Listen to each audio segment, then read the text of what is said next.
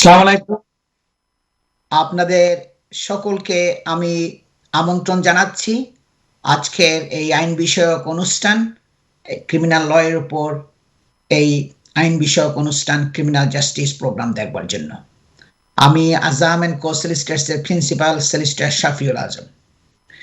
আপনারা জানেন criminal justice programme অনুষ্ঠিত হয় প্রতি রবিবার দুপুর 12:30 থেকে 2টা পর্যন্ত। আমি সবসময় একজন ব্যারিস্টার অথবা কিংস কাউন্সিল, আমরা যাদেরকে আগে কুইন্স কাউন্সিল বলতাম, আমার সাথে থাকেন সব সময়। আজকে আমি একা প্রোগ্রাম করব, তার কারণটা হচ্ছে আজকে আমি একটা ভিডিও শো করব। এটা সেকেন্ড সেগমেন্টে শো করব। একটা মার্ডার কেস, ম্যানস্লৌটার কেসের রায় দিয়েছেন জাজ মনরো ওল্ড বেইলিতে। ওই কিভাবে উনি কথাবার্তাগুলো বলছেন সেগুলো আজকে দেখাবো, যার জন্য আমি আজ একা প্রোগ্রামটা করছি। ওই ভিডিওটা বেশ লম্বা আছে, এই জন্য আমি একা আজকে এই প্রোগ্রাম করছি। আর এই প্রোগ্রামটা পুনঃপ্রচার করা হয় নেক্সট ডেতে, অর্থাৎ কাল সোমবার সকাল 9:30 থেকে 11টা পর্যন্ত। সুতরাং প্রতি রবিবার দুপুর 12:30 থেকে 2টা এবং সোমবার সকাল 9:30 থেকে 11টা পর্যন্ত আপনারা ক্রিমিনাল ল এর উপর এই আইন বিষয়ক অনুষ্ঠান ক্রিমিনাল জাস্টিস প্রোগ্রাম দেখতে পারেন। 2002 সালে আমি আজাম অ্যান্ড কো সলিসিটরস ফার্ম প্রতিষ্ঠিত করেছি। সেই দীর্ঘ অনেক বছর ধরে আমি এই ক্রিমিনাল ল এর উপর প্র্যাকটিস করে আসছি। তাই আমার অভিজ্ঞতা এবং আমার স্পেশালিজম হচ্ছে এই ক্রিমিনাল ল এর উপর। তাই আমি এবং আমার কলিগ যখনই আমরা আসি, আমরা এই প্রোগ্রামের মধ্যে শুধু ক্রিমিনাল ল বিষয়েই আলোচনা করি। কনফিডেন্সিয়ালিটি ব্রিচ হওয়ার রিস্ক থাকে বলে, অর্থাৎ মানুষের মামলার বিষয়াদি টেলিভিশনের মধ্যে বললে অনেকের বাইরের লোকজনের জানা হয়ে যাবে, এই রিস্ক থাকে। এগুলো খুব সেন্সিটিভ নেচার অফ কেস, কারণ আমরা যে কেস করে আমাদের অপোজিট হচ্ছে পুলিশ। আপনারা জানেন ক্রিমিনাল কেসগুলো রেজিনা ভার্সেস ডিফেন্ডেন্ট, তার মানে আমাদের অপোজিশন হচ্ছে পুলিশ, যার জন্য আমরা এই প্রোগ্রামের মধ্যে কোনো প্রশ্ন নিই না। একজন স্পেশালিস্ট ক্রিমিনাল ডিফেন্স সলিসিটর হিসাবে আমি সে অনেক বছর ধরে magistrates court, crown court, court of অ্যাপিলে আমি সে অনেক ছোট বড় কেস করে আসছি। আমার অনেক বড় বড় কেসগুলো এদেশের বিভিন্ন নিউজ মিডিয়াতে আপনার প্রকাশিত হয়েছে। তাই কমিউনিটির মেম্বারদের কাছ থেকে প্রতিনিয়ত আমার কাছে বিভিন্ন প্রশ্নাদি আসে, আর সেই প্রশ্নসমূহের উপর গুরুত্ব দিয়ে আমি এই আইন বিষয়ক অনুষ্ঠান ক্রিমিনাল জাস্টিস প্রোগ্রামের আলোচনার বিষয়াদি ঠিক করি।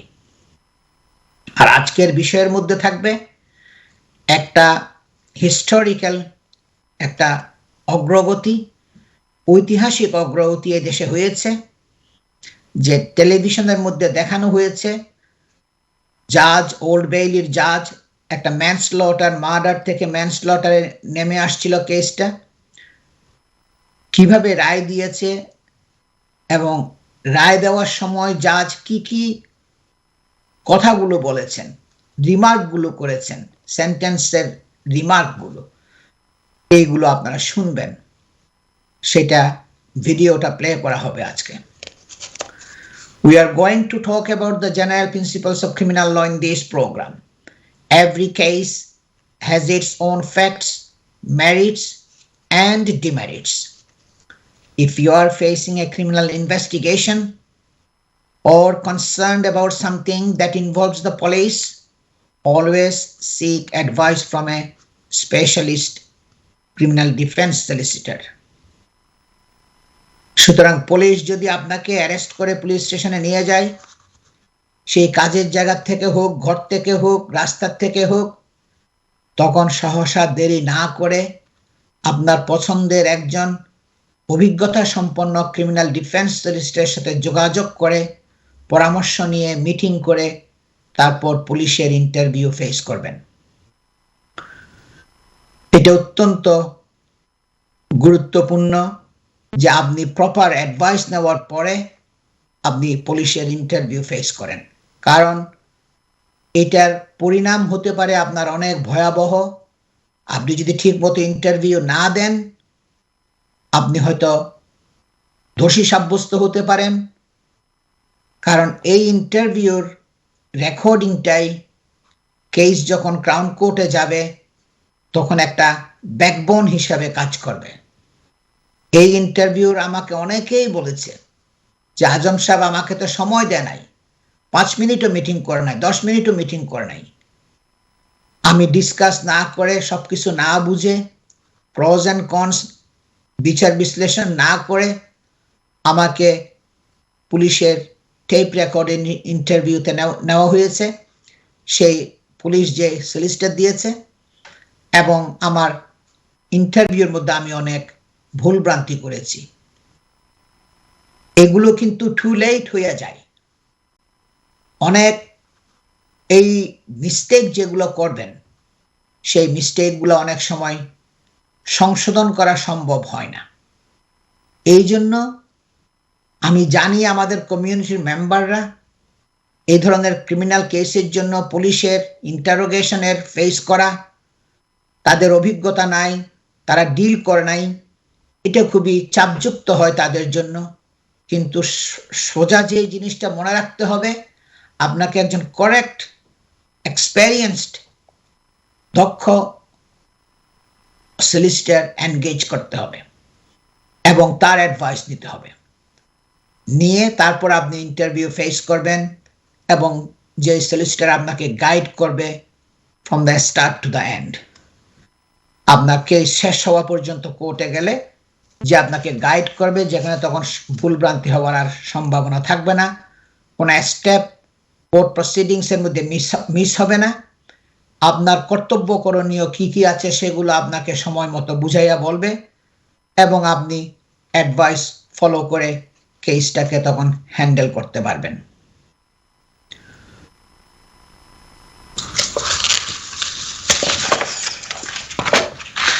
এই যে ভিডিওর কথা বলছি, জাজেস sentencing in high profile court cases to be televised, এই ঘোষণা দেওয়া হয়েছিল জানুয়ারি 2020 সালে। জানুয়ারি 2020 সালে আপনার ঘোষণা দেওয়া হয়েছিল যে জাজেরা যে সেন্টেন্স দিবে, যে হাই প্রোফাইল কেসগুলো, এগুলো সেন্টেন্সের রিমার্ক যেগুলো করে, স্পিচ যেটা দেয়, সেটা টেলিভিশনে দেখানো হবে। সেই ঘোষণা দেওয়া হয়েছিল জানুয়ারি 2020 সালে। জাজেস sentencing convicted offenders in high-profile criminal cases in England and Wales, including murders, rapes, and other serious offences, will be televised from later this year, the Ministry of Justice has said.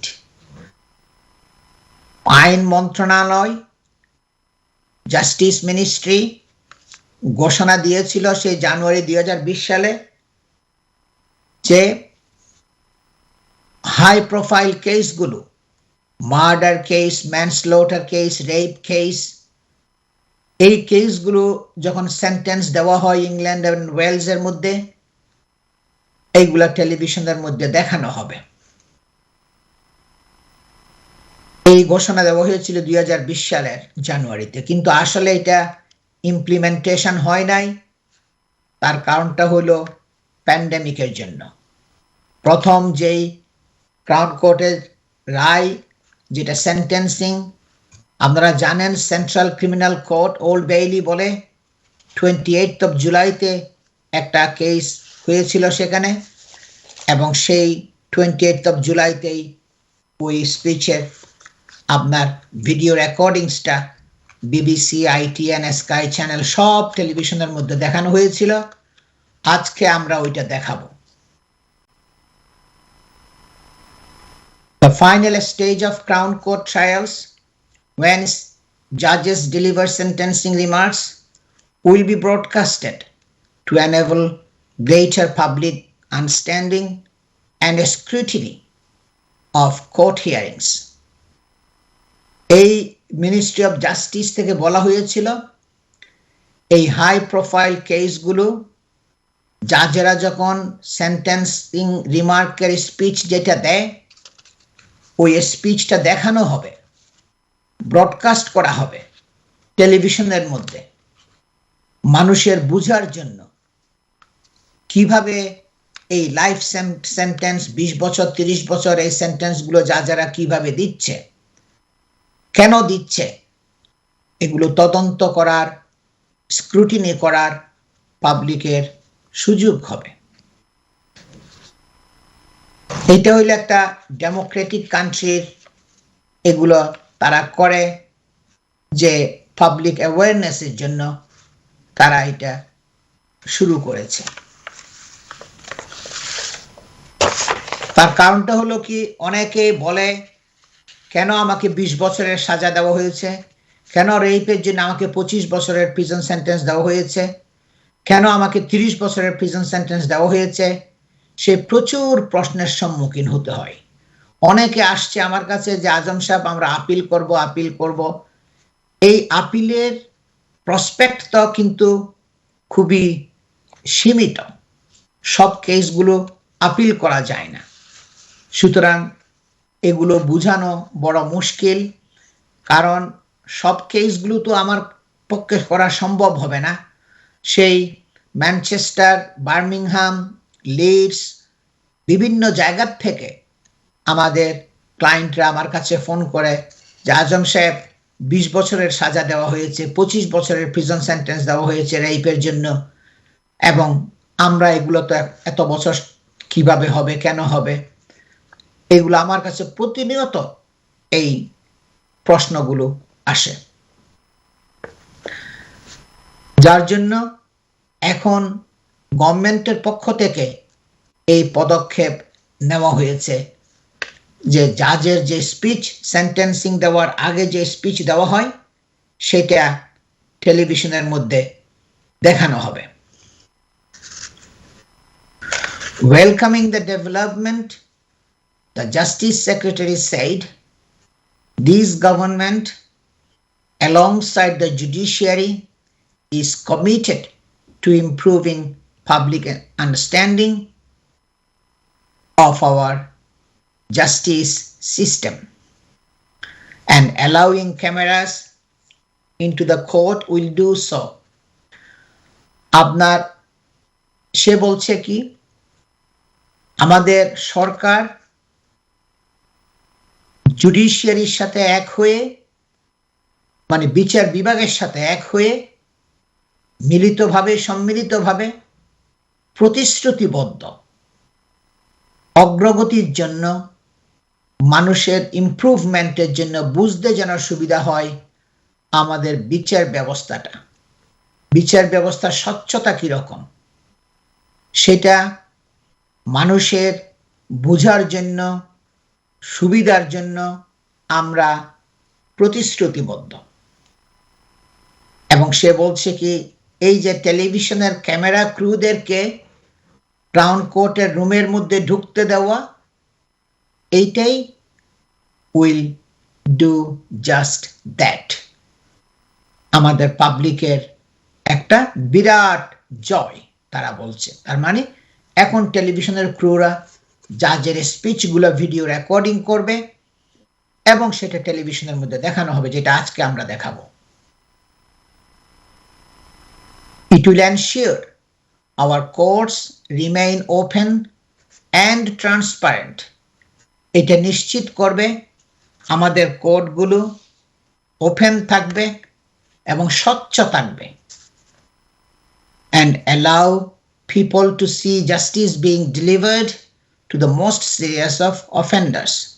এবং মানুষকে দেখার সুযোগ দেওয়া হবে কিভাবে অফেন্ডারদেরকে শাস্তি দেওয়া হচ্ছে, কিভাবে তাদের বিচার করা হচ্ছে, তাদেরকে কিভাবে বিচারের আওতায় নিয়ে আসা হচ্ছে, এগুলো সব দেখানো হবে পাবলিকের। এটা একটা অ্যাওয়ারনেসের জন্য, বুঝার জন্য ইমপ্রুভমেন্ট হলো এটা। এটা একটা বিশাল অগ্রগতি। The Lord Chief Justice said, যে তখনকার যে প্রধান বিচারপতি ছিলেন যিনি, উনি বলছেন কি, I have pressed for this change since I took office 2 years ago।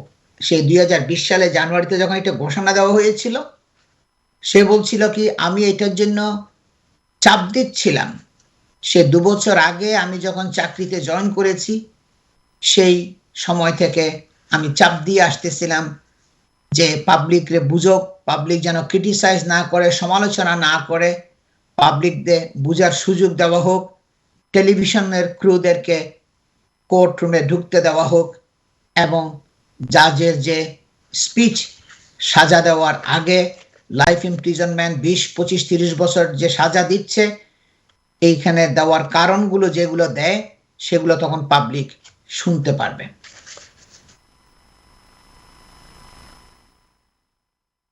The courts are reported by journalist already. তখন এমনি জার্নালিস্টরা অনেক বছর পুরনো থেকে, আমি সেই অনেক সে 2002 সালে 2001 সালে আমার অনেক কেসগুলো তখন প্রকাশিত হয়েছিল। সে জার্নালিস্টরা আপনার নিউজ পেপারের মধ্যে প্রকাশ করতো, কিন্তু টেলিভিশনের মধ্যে তখন এটা দেখানো হতো না, এমনি নিউজ পেপারের মধ্যে সবগুলো আপনার পাবলিশ হতো।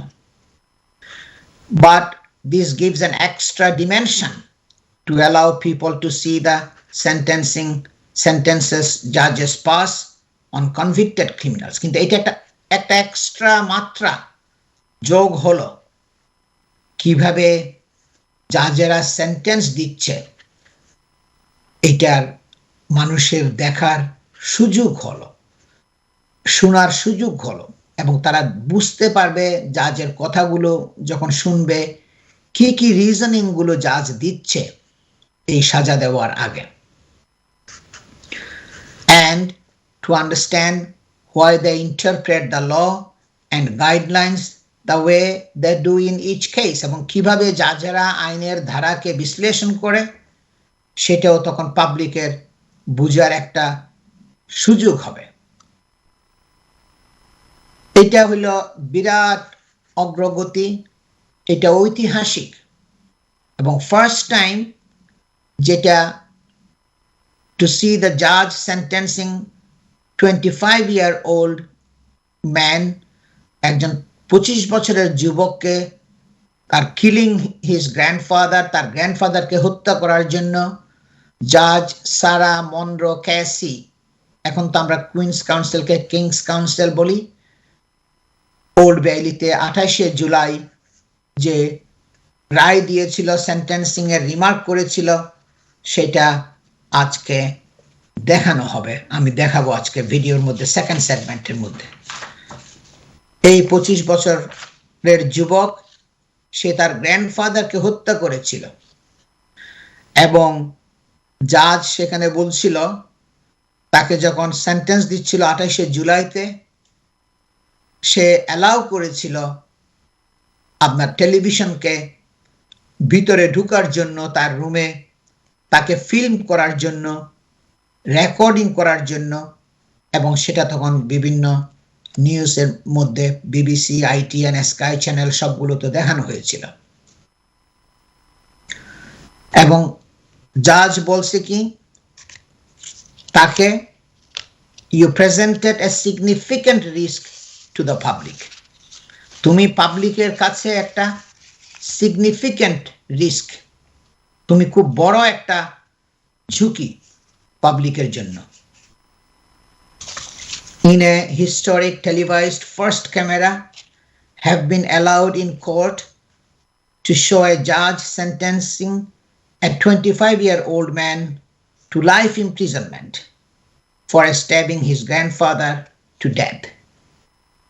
এটা একটা ঐতিহাসিক অগ্রগতি এই দেশের জন্য, যে ক্যামেরাম্যানদেরকে, টেলিভিশনের ক্রুদেরকে কোর্ট রুমের মধ্যে ঢুকতে দেওয়া হয়েছিল, এবং তারা জাজকে ফিল্ম করেছিল, জাজ যখন স্পিচ দিচ্ছিল এই 25 বছর বয়স্ক যুবককে লাইফ ইমপ্রিজনমেন্ট, যাবজ্জীবন সাজা দেওয়ার আগে। তারপরে সে যদিও লাইফ ইমপ্রিজনমেন্ট দিয়েছে, বিভিন্ন কারণে তার অনেকগুলো সে অটিজম, তার অনেক ছিল, মিটিগেটিং ফ্যাক্টর অনেকগুলো ছিল। তার আপব্রিঙ্গিং ছিল খুবই আপনার প্যাথেটিক। এগুলো সব জাজ এক্সপ্লেন করেছে, আপনারা শুনবেন। এবং তারপরে সে একটা মিনিমাম টার্ম কত কাটাইতে হবে সেটাও জাজ স্পিচের মধ্যে সেট আপ করেছিল। এই 25 বছর বয়স্ক, who had been cleared of murder, admitted the manslaughter of 74-year-old grandfather in Mottingham আপনার 19 জানুয়ারি 2021-এ মটিংহাম হলে এটা ক্যান্টের মধ্যে পড়ছে। ওখানে তার 74 বছর বয়স্ক তার গ্র্যান্ডফাদারকে সে হত্যা করার জন্য সে মার্ডার থেকে ম্যানস্লটার এসে স্বীকার করেছিল।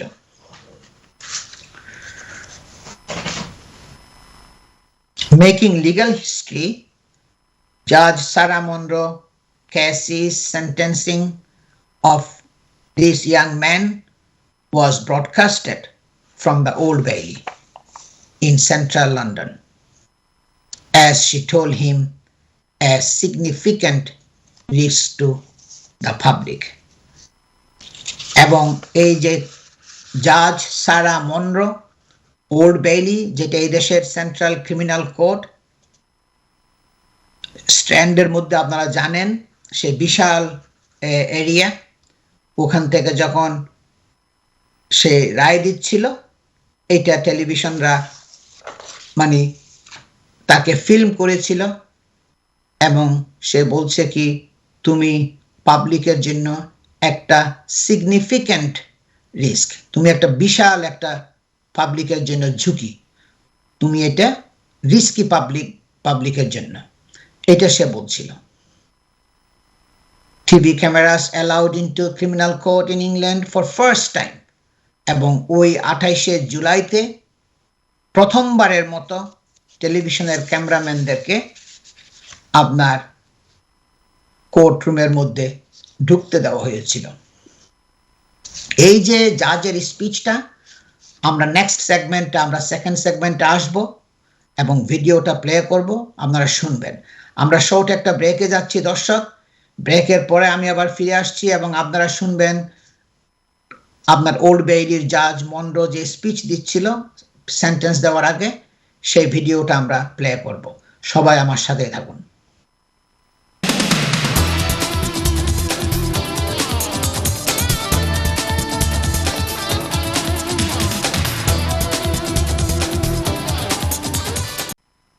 আপনাদের সকলকে আমি আবারও আমন্ত্রণ জানাচ্ছি আজকের এই ক্রিমিনাল লয়ের উপর আইন বিষয়ক অনুষ্ঠান ক্রিমিনাল জাস্টিস প্রোগ্রাম দেখবার জন্য। আমি আজাম এন্ড কো সলিসিটার্সের প্রিন্সিপাল সলিসিটার শাফিউল আজম। আজকে এই প্রোগ্রামের এই সেগমেন্টের মধ্যে আমরা দেখাবো একটা ঐতিহাসিক অগ্রগতি, যে ক্রাউন কোর্ট জাজ যে সেন্টেন্স দেয় কোর্টের মধ্যে এবং সেন্টেন্স দেওয়ার আগে যে একটা স্পিচ দেয়, একটা সেন্টেন্সিং রিমার্ক যেগুলো করে, সেগুলো আমরা আজকে দেখাবো এই সেগমেন্টের মধ্যে। আপনার দ্য জাজ shed you had used a kitchen knife to repeatedly cut his backbound victim's throat. আমি জাস্ট একটু আউটলাইন করছি এই কেসটার, মানুষ আপনাদের বুঝার জন্য, জাজ যখন স্পিচ দিবে তখন আপনারা বুঝতে পারবেন।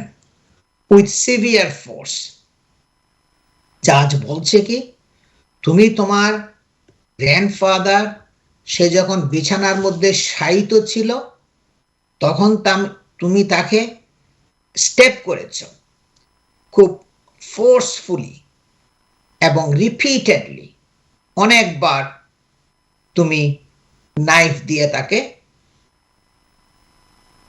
রিপিটেডলি তাকে কেটেছ, নাইফ দিয়ে cut his bed bound victim's throat, তার থ্রোট মানে তার গলা আপনার ছুরিকাঘাত দিয়ে কেটে ফেলছিল।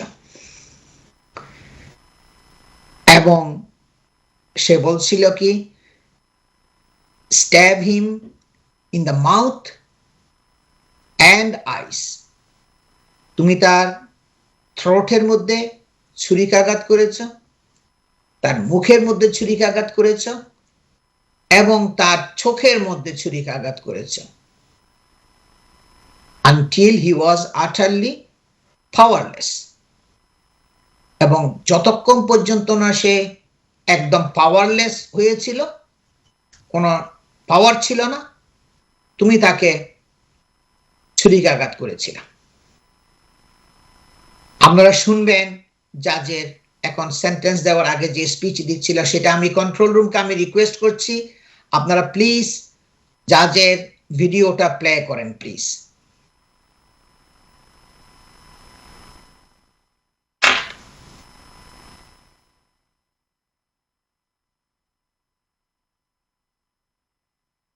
At a young age and went to school for autistic children, but you did not thrive there. Your behavior deteriorated further when your mother became involved. Hello, আমি control রুমকে বলছি আপনারা ভিডিওটা প্লে করেন in and out of care and irreparably damaged by your early childhood experiences and by your learning disabilities.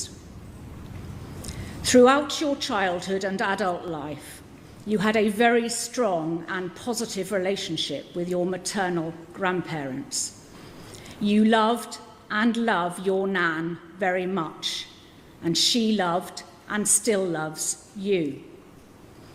Her evidence at your trial was compelling and informative. You clearly displayed many of the recognized features of autistic spectrum disorder, and you lacked the ability to show empathy to others, with the exception of your Nan and, to some extent, your granddad, until shortly before his death. When you were 15 and 16, you sexually abused a very young female child, and in September 2016, you received a 6-year custodial sentence for a number of offences, including rape and an offence of in possession of indecent images of children. I pause there to record my firm view, as supported by the psychiatric evidence, that the offending in which you were involved was learned from your own childhood experiences, and your lack of empathy or understanding was exacerbated by and rooted in your autism. You have no other convictions. However, you were on licence from that sentence when you killed your grandfather. Days before you were sent to custody in 2016, your grandfather had a stroke which left him paralysed, save for the partial use of his right side. He was largely bedbound and looked after by your grandmother, supported by daily carers.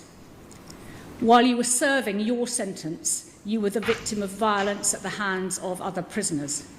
You were prescribed medication for your autism and depression whilst you were in custody. You were released on licence in September 2019. While you were still in custody, allegations came to light that your grandfather had himself committed child sex offences. Both your mother and your uncle expressed a serious desire and formed intent to kill your grandfather, and had to be dissuaded by your grandmother from doing so. From that time, your Nan lost all respect for her husband, who'd also been cruel to her and unfaithful during their marriage. Upon your release, you were given a flat about 7 miles away from where your grandparents lived. Initially, you were very house-proud and you did very well until the pandemic hit. You later found out about the allegations of sexual abuse involving your grandfather, and you told your Nan that you could not love him anymore, and that indeed you hated him. However, at that stage, you did not exhibit any violence towards him, nor express any desire to do so. COVID hit you very hard. You became obsessive about catching the virus and behaved in very extreme ways in order to avoid doing so. You also became paranoid about infecting your grandparents and avoided contact with them. Your mental health deteriorated as a result because you were isolated and separated from your grandmother. On Christmas Eve 2020, you went to your grandmother's house and asked her to help you to commit suicide by providing for you an overdose of tablets. You said that you wanted to die in her arms. She comforted you and she dissuaded you. You stayed at your grandparents' house for Christmas, but then returned to your flat on the 27th of December. From that date onwards, you would speak to your nan on the phone 3 or 4 times every hour.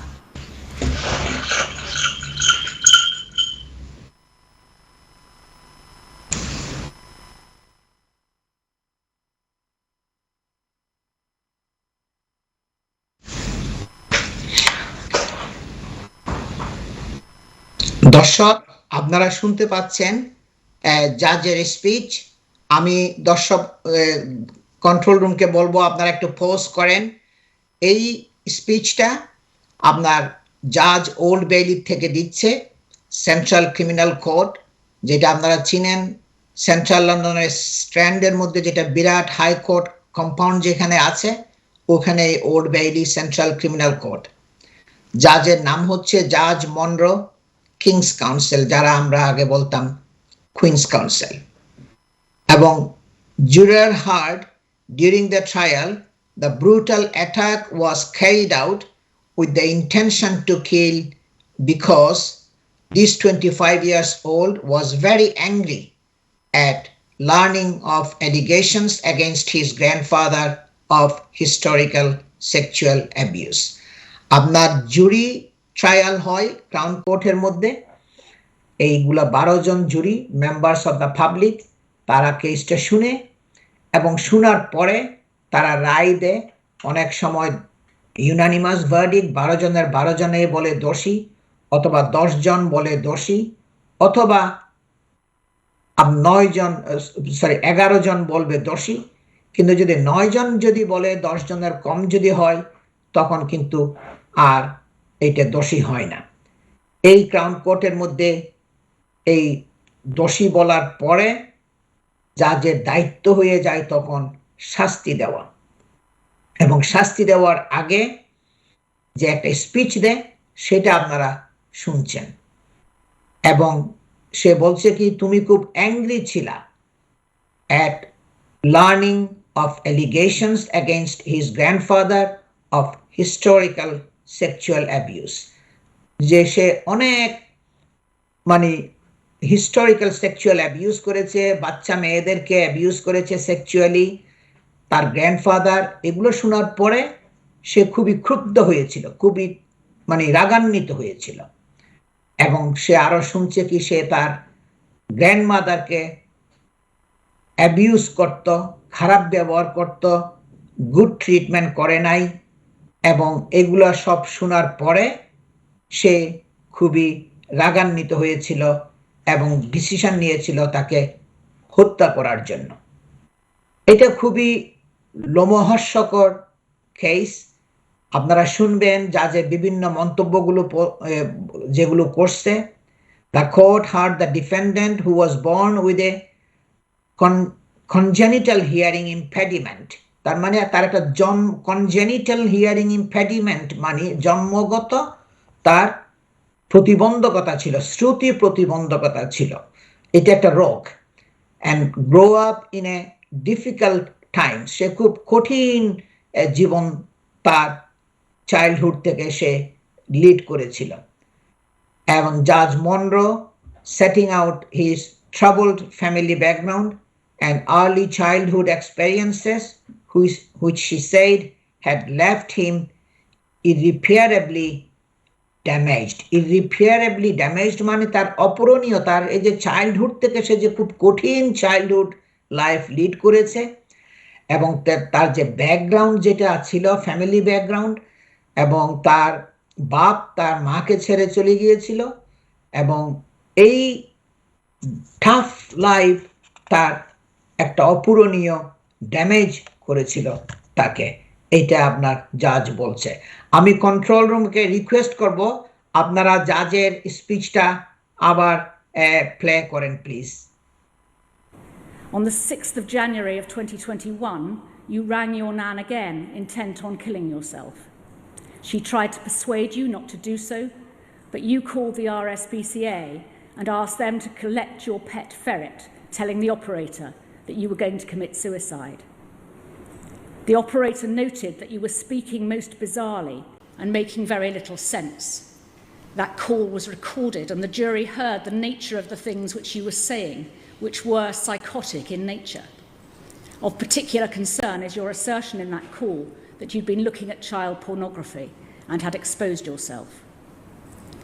On that occasion, you were taken to hospital, but due to your autism, you did not understand that you were expected to stay there, and instead you took a taxi to your nan's house. She wanted you to stay with her, but you went back to your flat because of concern for your pet. You were in no fit state to be left unsupervised. Your nan said that by then, quotes, we all knew he wasn't well and tried to get him an appointment, close quotes.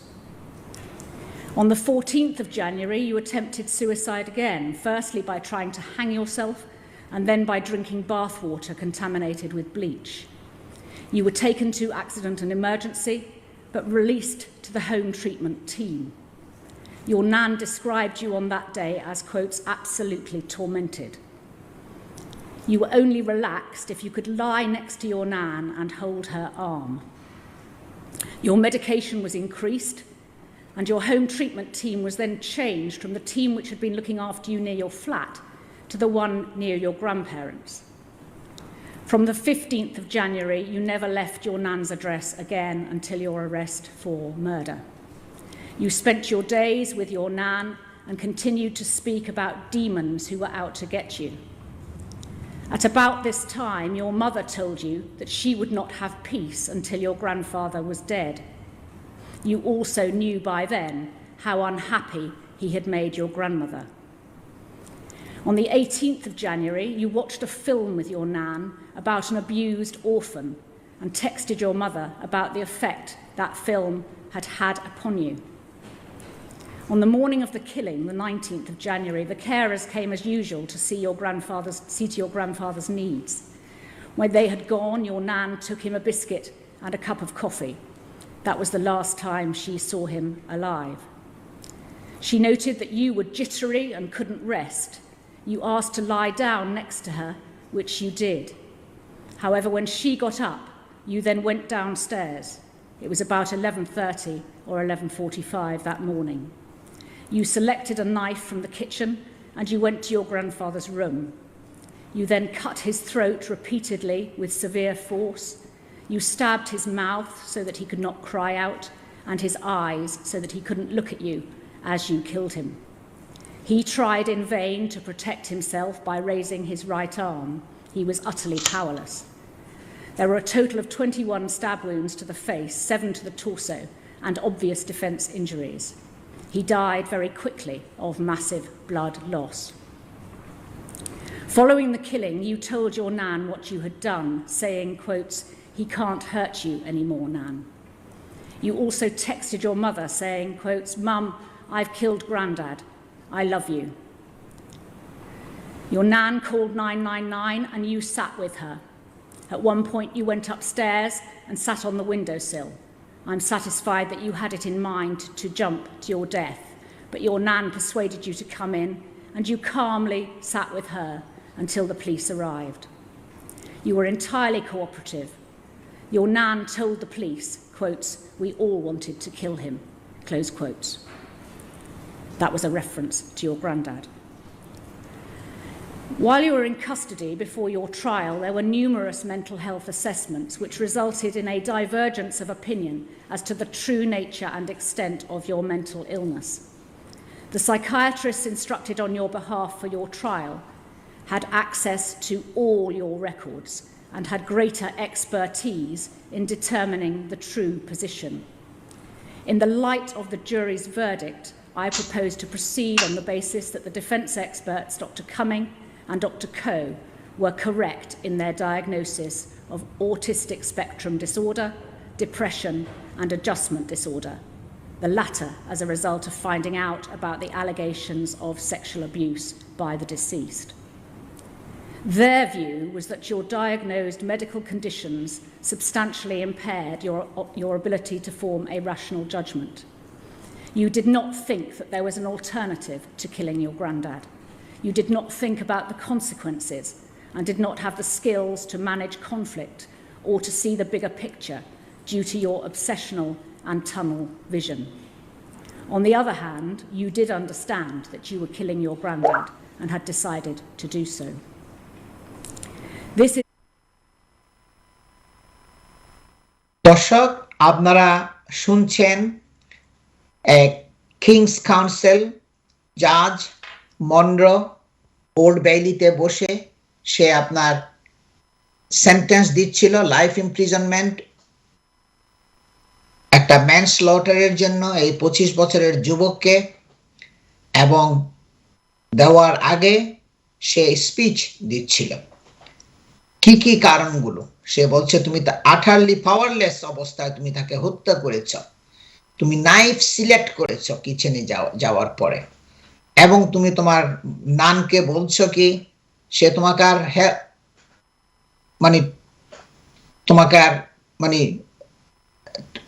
Trouble করতে পারবে না, মানে তোমাকে আর সে torture করতে পারবে না, তোমাকে আর abuse সে করতে পারবে না। তার মাকে ফোন করে বলছে কি মাম আমি আমার গ্র্যান্ডড্যাডকে হত্যা করেছি। এই ছেলে 25 বছরের যুবক,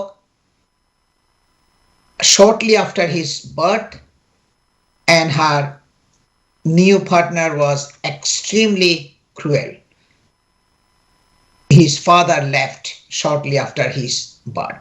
মানে তার জন্মের মানে একটু কিছুটা সময় পরে, কয়েক মাস বা বছর হতে পারে এরকম, শর্টলি আফটার তার বাপ তার মাকে ছেড়ে চলে গেছে, এবং আপনার তার নিউ পার্টনার, তার মার যে আরেকজন পার্টনার আসছে বাপ মারা তাকে মাকে ছেড়ে যাওয়ার পরে, ওই পার্টনার তার উপর খুবই ক্রুয়েল ছিল, নিষ্ঠুর ছিল,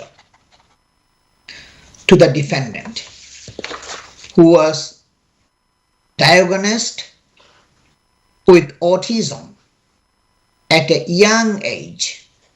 জাজ কিন্তু এগুলো সব কাউন্ট করেছে, আপনারা শুনবেন, এবং তাকে অটিজম তাকে ইয়াং এজে ডায়াগনোজ করছিল। He was bullied at school and in and out of care, she said. এবং জাজ বলছে কি সে কেয়ার হোমে যাইতো এবং কেয়ার হোম থেকে আসতো, বের হয়ে আসতো। তার একটা খুব ডিফিকাল্ট চাইল্ডহুড ছিল, very difficult. 2016 a young person was convicted of sexual offenses against a young girl, and he was aged 15.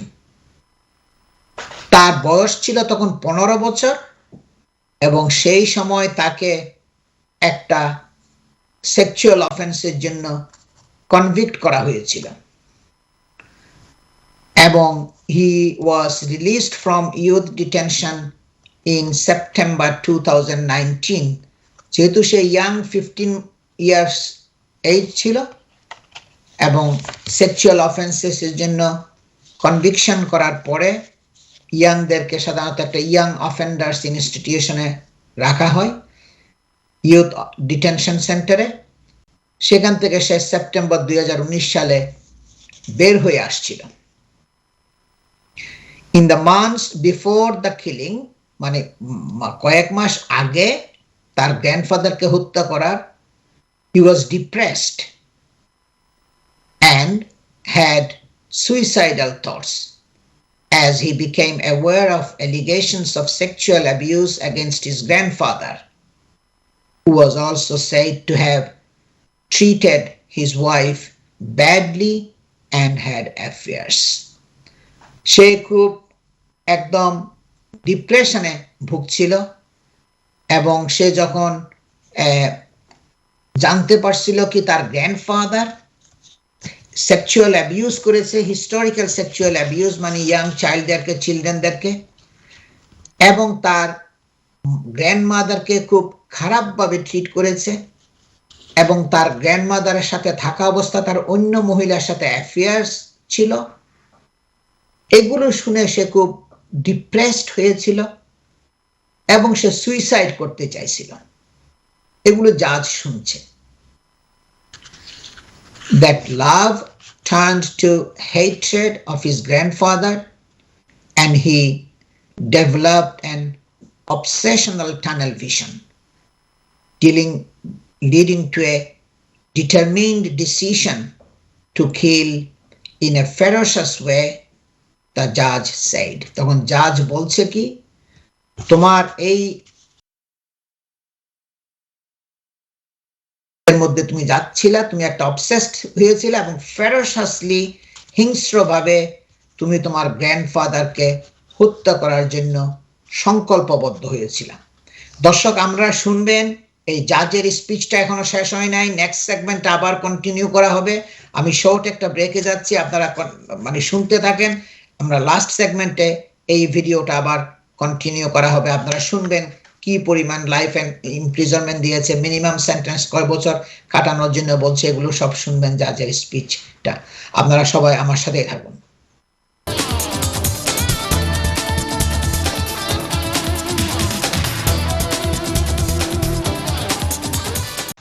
আপনাদের সকলকে আমি আবারও আমন্ত্রণ জানাচ্ছি আজকের এই ক্রিমিনাল লয়ের উপর আইন বিষয়ক অনুষ্ঠান ক্রিমিনাল জাস্টিস প্রোগ্রাম দেখবার জন্য।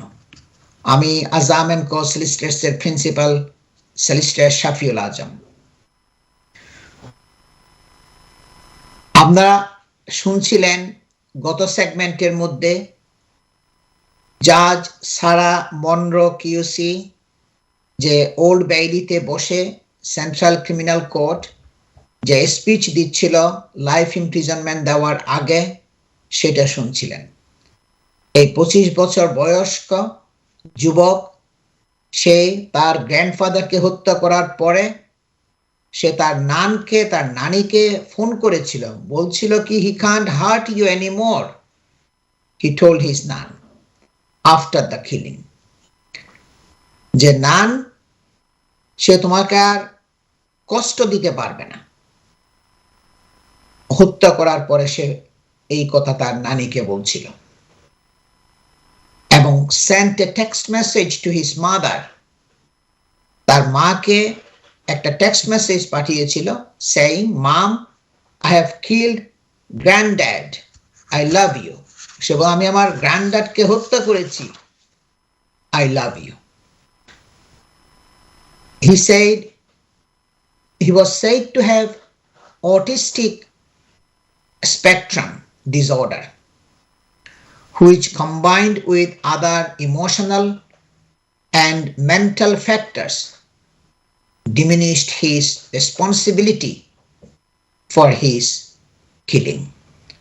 এবং জাজ বলছে কি তার অটিস্টিক এবং তার চাইল্ডহুড আপব্রিঙ্গিং, তার মাকে তার বাপ তাকে ছেড়ে চলে গিয়েছে এবং তার যে নতুন পার্টনারের হাতে তার মায়ের সে তাকে খুব খারাপ ব্যবহার করেছে, তার চাইল্ডহুডটা ভেরি ডিফিকাল্ট ছিল, অটিস্টিক ছিল, ইমোশনাল, তার আবেগ এবং মানসিক সব দিক দিয়ে মিলাইয়া তার দায়ভারটা তার এই অবস্থা বুঝে সে সুস্থ ছিল না, তাকে ডিমিনিশড হিজ রেসপন্সিবিলিটি এবং তাকে তখন ম্যানস্লটারের মধ্যে নিয়ে আসছিল এবং যেটার জন্য সে লাইফ ইমপ্রিজনমেন্ট দিয়েছে। তারপরে জাজ একটা নির্দিষ্ট তারিখ ধার্য করেছে, দিন ধার্য করেছে, কয় বছর তাকে থাকতে হবে।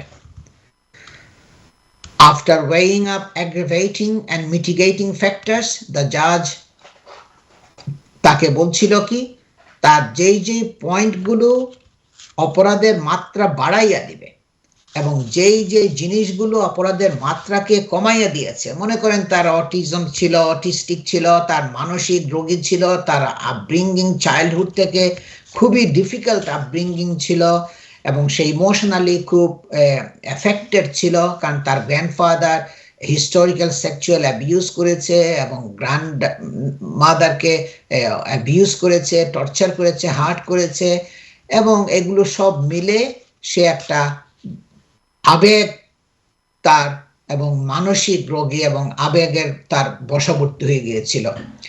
And after weighing up aggravating and mitigating factors, the judge told him, in your case, I do consider the seriousness of the offense does justify a life sentence. এবং এখানে জাজ বলছে কি যেইভাবে তুমি তোমার গ্র্যান্ডফাদারকে হত্যা করেছ সেটা তোমার জাস্টিফাই করে লাইফ ইমপ্রিজনমেন্ট। তারপরে মিনিমাম কতদিন থাকতে হবে এবং ওগুলো সে জাজ আপনার ক্যালকুলেশন করে বুঝাইয়ে দিয়েছে তার সেন্টেন্সিং এর সময়। আমি কন্ট্রোল রুমকে আবার রিকোয়েস্ট করব আপনারা প্লিজ জাজের স্পিচটা আবার rest of the part play করেন please.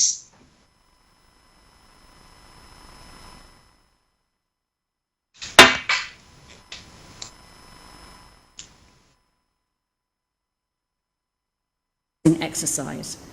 Firstly, I have to apply the Sentencing Council guideline for this type of manslaughter.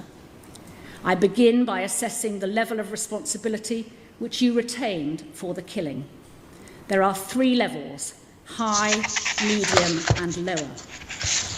I have decided that the level of responsibility retained by you was towards the very top of the medium level range, noting that there is an overlap between that range and the range for a high level of retained responsibility. I take that view because, unlike some cases of this kind, you were not psychotic. Your autism was defined as significant but not severe. You made the determined decision to kill your granddad, and you carried out the killing in a ferocious but controlled way, making conscious decisions to attack his eyes and mouth, knowing that you were killing him and why you were doing so. The relevance of your mental abnormality is that which was articulated by the psychiatrist called on your behalf, as I have set out above. As the author of the pre-sentence report states, quotes, because of your past experiences, you did not have the resilience or skills to cope with these disclosures, and your emotional well-being plummeted. For all those reasons, I take a starting point for sentence of 24 years imprisonment. I then have to turn to consider aggravating factors. They are 4. 1, the vulnerability of your bed-bound elderly grandfather. 2, the physical suffering inflicted upon him. 3, your previous offending. And 4, the fact that you were on licence. In relation to mitigation, I firstly point out that your abnormality of mental functioning has already been accounted for in the reduction of the offence from murder to manslaughter. However, there is considerable additional mitigation in relation to your upbringing, your experiences as a child, and the fact that other members of your family, to your knowledge, wanted and on 2 occasions set out to kill your grandfather due to the unproven allegations made against him. Of further significance is your recent discovery that he had hurt your beloved grandmother. In addition, it is to your credit that you have always accepted your guilt and told the truth about what you did and why. You have also expressed remorse, telling the probation officer, quotes, I've just made it worse, made the pain greater. There was ample evidence that you had tried to seek help for your mental health problems and had done well whilst on licence. It is unfortunate that the professionals did not identify the risk posed by you remaining in the community and particularly by placing you with your grandparents. Dr. Cumming has provided an addendum report which confirms that a hospital order is not an option in your case. He describes you as a very damaged man who will require psychological work in the longer term.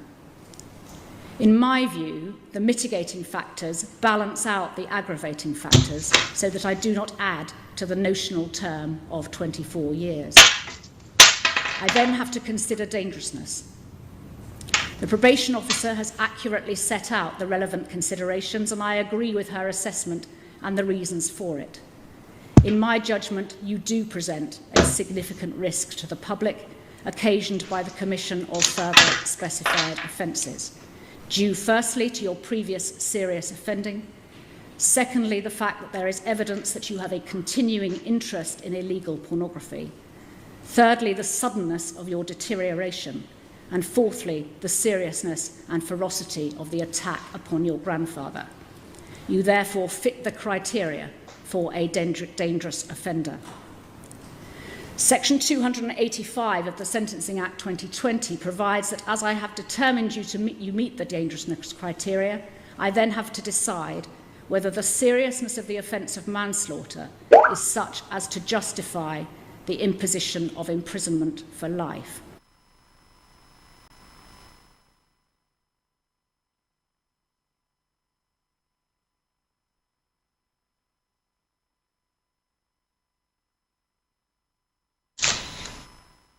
দর্শক, আপনারা শুনছেন জাজের speech.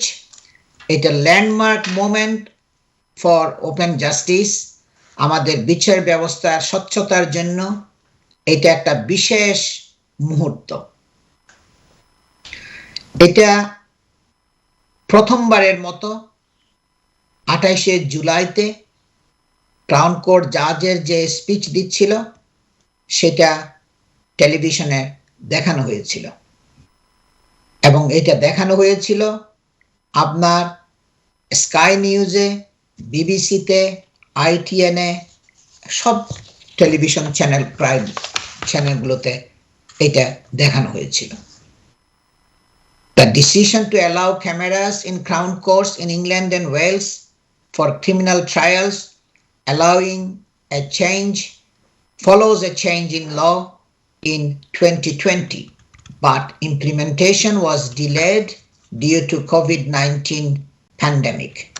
আপনার এই কোভিডের জন্য যদিও 2020 সালে এটা ঘোষণা দেওয়া হয়েছিল, ইমপ্লিমেন্টেশনটা হয় নাই কারণ কোভিডের জন্য, প্যান্ডেমিকের সমস্যার জন্য। আপনারা জানেন ক্রাউন কোর্টের ট্রায়াল হয় নাই, অনেকগুলো ক্রাউন কোর্টের এখন ব্যাকলগ হয়ে গেছে, সেই পুরনো কেসগুলো এখন আপনার কোর্টের মধ্যে আসতেছে, এই বিভিন্ন সমস্যার জন্য দেখানো হয় নাই।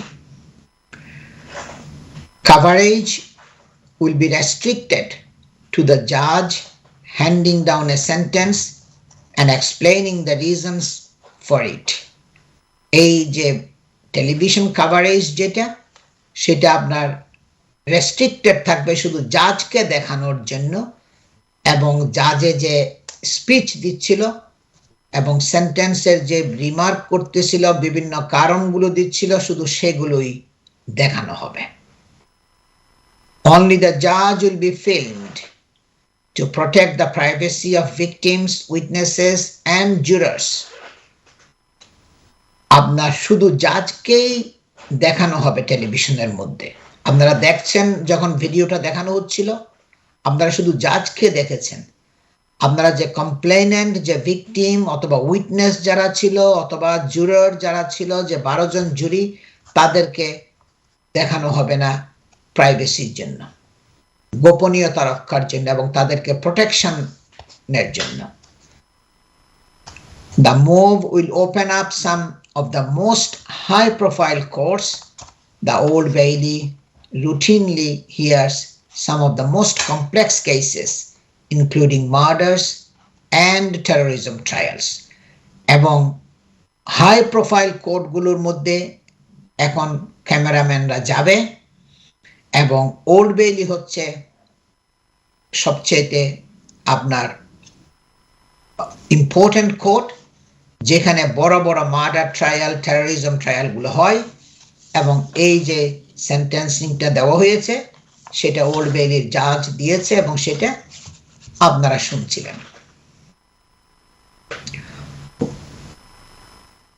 এই তখনকার যে deputy prime minister, lord chancellor and secretary of state for justice যিনি ছিলেন, তখন উনি বলছিলেন কি, opening up the court room to cameras to film the sentencing of some the country's most serious offenders will improve transparency and reinforce confidence in the justice system. সে বলছিল কি, এই যে সিরিয়াস কেসগুলোকে টেলিভিশনে দেখানো হচ্ছে, এটা একটা আমাদের বিচার ব্যবস্থার স্বচ্ছতা এবং এটা একটা খুব শক্তিশালী পদক্ষেপ আমাদের জাস্টিস সিস্টেমের উপরে বিশ্বাস আনার জন্য, মানুষ যেন কনফিডেন্স পায় আমরা কত transparent. The public will now be able to see justice handed down, helping them understand better the complex decisions judges make. মনে রাখবেন, এই যে 25-30 বছর লাইফ ইমপ্রিজনমেন্ট গুলো দেয়, এগুলো কিন্তু জাজদের অনেক কঠিন ডিসিশন, অনেক চিন্তা ভাবনা করে, অনেক দিক দিয়ে বিবেচনা করে, সেন্টেন্সিং এর যে গাইডলাইন আছে এগুলো ফলো করে এই শাস্তিটা হস্তান্তর করতে হয়। এটা পাবলিক বুঝতে পারবে। Previously, proceedings were only broadcast from the certain court of appeal cases. The contract has now been extended to the Crown Court, and Sky, BBC, ITN and press associations are able to apply to film and broadcast sentencing remarks, with the judge deciding whether to grant the request. এবং এখন কিন্তু টেলিভিশনের কোম্পানিগুলো আপনার জাজের কাছে দরখাস্ত করতে পারবে, অ্যাপ্লিকেশন করতে পারবে যে আমরা তোমাকে ফিল্ম করব, এবং এটা জাজে তখন কনসিডার করবে, গ্রান্ট করবে করবে না সেটা। যে head of legal and compliance at ITN যে ছিল টেলিভিশনের যে head of legal and compliance এবং chairman of the Media Lawyers Association, এবং সে তখন বলছিল কি, this is a landmark moment for open justice. এইটা আমাদের জন্য একটা ল্যান্ডমার্ক মোমেন্ট, খুবই গুরুত্বপূর্ণ মুহূর্ত আমাদের এই বিচার ব্যবস্থার স্বচ্ছতার উপরে। সে বলছিল কি, এটা খুবই ইম্পর্টেন্ট।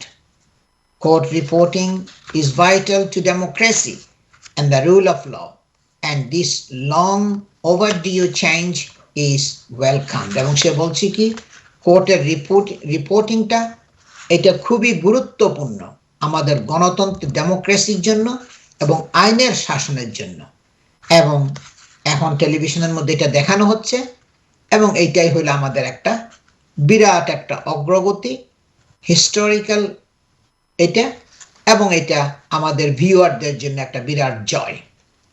দর্শক অনেকে আরো অনেক মন্তব্য করেছিল, টেলিভিশনের বিভিন্ন থেকে বিবিসির ডাইরেক্টরে মন্তব্য করেছিল, এবং head of the PA media যে ছিল সেও অনেক ওয়েলকাম করেছিল।